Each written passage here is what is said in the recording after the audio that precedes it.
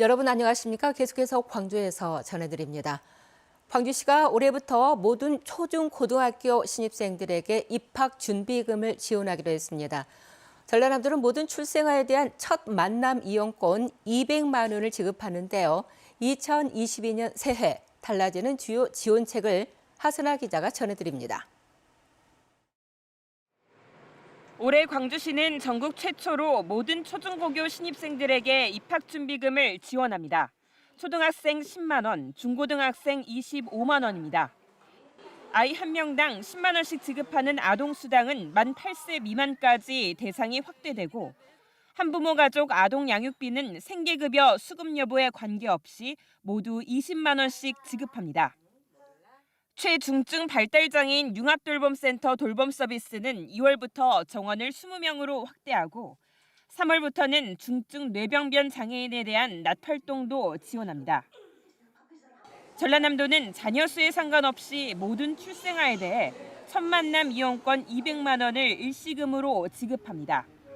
소득에 관계없이 모든 출산 가정은 방문 산후조리 서비스를 받을 수 있고 만 1세까지 모든 영아 양육 가정에는 월 30만 원의 영아 수당을 지원합니다. 농업인 월급제 지원 품목은 오이와 토마토 등 14개 품목으로 확대하고 여성 농업인들의 문화생활을 위한 행복 바우처는 자부담을 면제하고 전액 도비로 지원합니다. 목포와 가거도, 여수 고흥과 거문도, 완도와 여서도 구간 등 3개 구간에서는 일반인 운임의 절반을 지원하고 섬 지역 도민들은 주소지 안의 모든 여객선을 1,000원에 이용할 수 있게 됩니다. 또 중년 조기 퇴직자와 은퇴자들의 재취업을 위한 일자리 장려금은 만 40세에서 69세 이하까지 대상을 확대합니다. 이 밖에 광주와 전남은 공통으로 혼자 사는 무주택 청년에 대해 월 최대 20만 원의 주거비를 최대 1년간 지원하기로 했습니다. KBS 뉴스 하선아입니다. 어제 광주 전남에서 코로나19 신규 확진자 110명이 나왔습니다. 광주에서는 광산구 소재 유치원과 서구 소재 초등학교와 관련해서 확진자가 잇따라 나오는 등 75명이 확진 판정을 받았습니다. 전남에서는 기존 확진자의 가족을 중심으로 한 감염이 잇따라 발생하면서 14개 시군에서 확진자 35명이 추가되었습니다. 오늘 새벽 4시 40분쯤 해남군 황산면 한 단독주택에서 불이 나서 주택 일부를 태운 뒤 1시간 30분 만에 꺼졌습니다. 경찰과 소방당국은 화목 보일러에서 불이 시작된 것으로 보고 정확한 화재 원인을 조사하고 있습니다. 제조업의 생산 공정에 정보통신 기술을 접목한 이른바 스마트 공장이 지역 기업에도 빠르게 확산하고 있습니다. 제조업체의 생산성과 품질이 향상되는 등 성과를 내고 있는데요. 운영 효율을 높이는 것이 앞으로의 과제로 떠오르고 있습니다. 박준영 기자의 보도입니다. 대구의 한 자동차 부품업체. 자재 입고에서부터 제품 생산과 출하, 재고 관리까지 모든 공정이 실시간으로 파악됩니다. 제조 공정에 정보통신 기술을 접목한 이른바 스마트 공장을 구축한 겁니다. 이 시스템이 설치된 이후 공장의 제품 생산성이 10% 이상 올랐고 불량률은 46%나 감소했습니다. 현장 확인을 통한 업무 누락 및 다운타임이 감소하고 실시간으로 공장 내 현황 파악이 됨으로써 경영진에서 의사결정이 빠르고 전반적인 운영에 도움이 되고 있습니다. 이 같은 스마트 공장이 최근 지역에도 빠르게 확산하고 있습니다. 생산성과 품질 관리 등의 구축 성과가 두드러지고 있기 때문입니다. 대구 테크노파크가 최근 2년 새 스마트 공장을 구축한 기업 470여 곳의 성과를 분석한 결과 이전보다 생산성과 품질이 40%가량 향상된 것으로 나타났습니다. 지난 2014년 이후 대구에 구축된 스마트 공장은 1,500여 개. 특히 올해부터는 대구시의 지방비 지원 비율이 2배로 높아지면서 사업 신청 건수가 30%나 증가했습니다.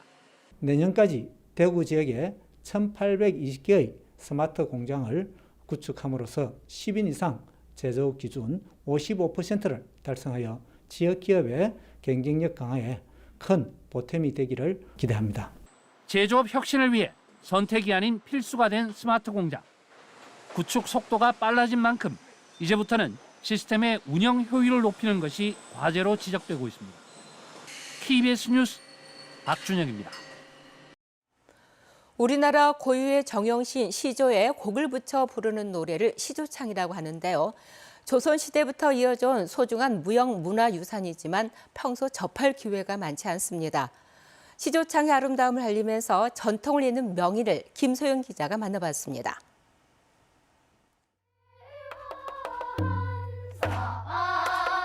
청량한 목소리가 강당 가득 울려 퍼집니다.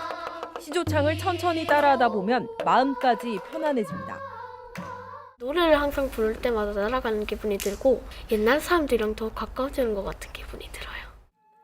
조선의 선비들이 즐겨 부르던 시조창은 희로애락을 그대로 드러내는 판소리나 민요와는 달리 엄격한 절제가 특징입니다. 교사 출신 시조창 명인 김재순 씨. 자신이 가르치던 초등학생은 물론 중국 조선족 동포들에게까지 시조창을 가르쳤습니다. 이주민의 후손들에게 그들의 뿌리를 알려주고 싶었습니다. 시조창은 우리 민족의 정신인 것 같아요. 조상에 물려준 정신문화유산을 모르고 내가 죽음을 맞이해서 어쩔 뻔했을까. 95살 스승과 70의 제자가 함께 노래합니다. 전통이 부흥되도록 해주길 바랍니다. 선생님 당부처럼 시조의 맥이 끊어지지 않도록 앞으로도 열심히 하겠습니다. 전통의 노래는 국경을 넘어 미래로 이어집니다. 가면 할수록 한국 사람의 혼이라든가 그런 신조어 세계를 많이 배우게 되고 전통을 향한 명인의 열정이 사라져가는 옛 노래에 새로운 숨결을 불어넣고 있습니다. KBS 뉴스 김소영입니다. 전라남도가 전라남도 방문의 해를 알리기 위한 비아이를 제작하는 등 본격적인 홍보에 나섭니다.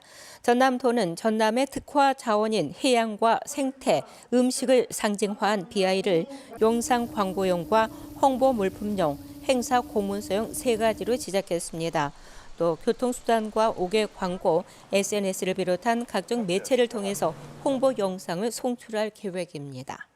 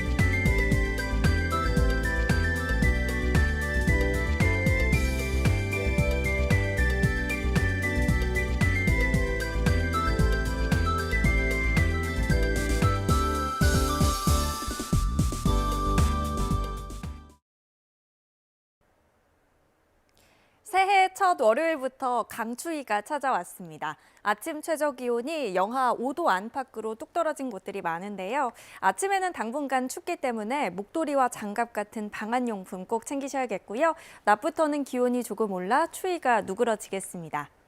동부 지역은 나날이 건조해지고 있습니다. 순천과 광양, 여수에는 건조주의보가 발효 중인데요. 바람도 약간 강하게 불고 있어서 작은 불이 큰 불로 이어지지 않도록 불씨 관리 잘 하셔야겠습니다. 오늘 대체로 맑겠고 공기도 깨끗하겠습니다. 다만 내일은 국외에서 미세먼지가 유입되면서 오전에 광주는 일시적으로 공기가 탁해지겠습니다. 다음은 지역별 기온 자세하게 살펴보겠습니다. 아침에는 영하권 추위가 찾아왔지만 낮부터는 기온이 빠르게 올라 오늘 한낮 기온은 장성과 화순 6도로 예년 이맘때 기온 보이겠습니다. 여수의 낮 최고 기온 8도, 순천과 광양 9도로 어제와 비슷하거나 1, 2도가량 낮겠습니다. 목포의 낮 최고 기온 6도, 진도와 완도 7도까지 올라 일교차가 크게 벌어지겠고요. 신안을 비롯한 그 외 도서 지역도 6도에서 7도가 예상됩니다. 바다의 물결은 전해상에서 비교적 잔잔하겠습니다. 당분간 구름이 다소 많이 끼겠고요. 일교차가 크게 벌어지겠습니다. 건강관리 잘 하셔야겠습니다. 내셨습니다. 다음은 희망 2022 나눔 캠페인 이웃돕기 성금을 보내주신 분들입니다.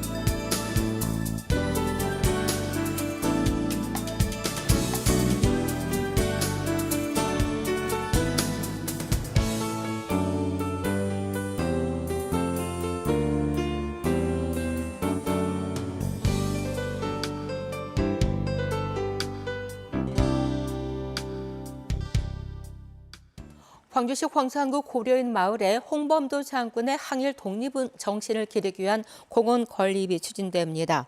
홍범도 장군 후손과 고려인 마을 주민 등으로 구성된 홍범도 공원 설립 추진위원회는 최근 출범식을 갖고 오는 6월을 목표로 고려인 마을에 있는 광주시 월곡동에 기념공원을 만들기로 했습니다. 광주시 광산구는 홍범도 공원이 완공되면 고려인 문화관과 연계해서 고려인 마을을 역사 탐방 명소로 조성할 계획입니다. 코레일 광주 전남본부는 설 연휴 열차 승차권을 오는 11일부터 4월 동안 온라인과 전화 등 비대면 방식으로 사전 판매한다고 밝혔습니다. 예매 대상은 이달 28일부터 설 연휴 마지막 날인 다음 달 2일까지 6일 동안 운행하는 KTX 새마을호, 무궁화호 승차권입니다. 예매는 1인당 편도 넉 장, 왕복 8장으로 제한됩니다. 여수시와 강원도 양양을 잇는 항공편 운항이 추진됩니다. 저비용 항공사인 플라이 강원은 국토교통부에 여수와 양양을 매주 4차례 오가는 내용의 항공기 운항 허가를 신청했습니다. 플라이 강원은 국토교통부 허가가 나오면 빠르면 다음 달부터 항공기 운항이 가능할 것으로 예상하고 있습니다. 올해 전남의 철도 구축 사업에 지난해보다 16%가 늘어난 국비 9,164억 원이 투입됩니다. 사업별로 보면 광주 송정에서 목포간 호남 고속철도 2단계 사업에 6,050억 원이 확보돼서 2025년 완공 목표로 추진됩니다. KBS 뉴스를 마칩니다. 감사합니다.